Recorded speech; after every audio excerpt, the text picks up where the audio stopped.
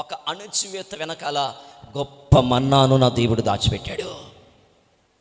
గడిచిన 5 మాసాలలో కూడా ఏ అణచివేతకు నువ్వు గురయ్యావో, ఏ శోధన మధ్యలో నువ్వు తలడిల్లిపోయావు, నీ భర్త ద్వారా, నీ బిడ్డల ద్వారా, నీ భార్య ద్వారా, కుటుంబ సమస్యలా, అది ఎవరికి చెప్పుకోలేని సమస్యలా, అప్పుల, రోగాల, ఏ అణచివేతకు మరింతగా గురైపోయావు, ఏ బాధతో నువ్వు తలడిల్లిపోయావు, ఏ శ్రమతో నువ్వు తలడిల్లిపోయావు, ఎంత ప్రయత్నించినా విఫలమే కనబడుతుందా, ఎంత చేసినా కూడా, ఎంత సంపాదించినా కూడా చిల్లి సంచులో వేసినట్లుగానే అయిపోయిందా,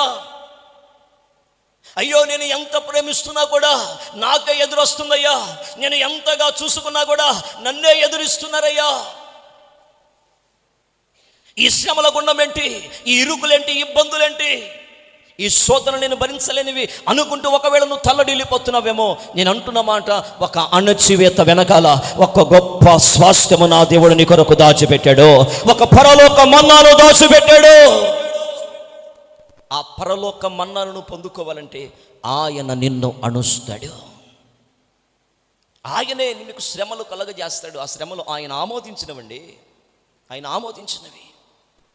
ఆయన ఆమోదించిన శ్రమలు మనం శిరస వహించాలి.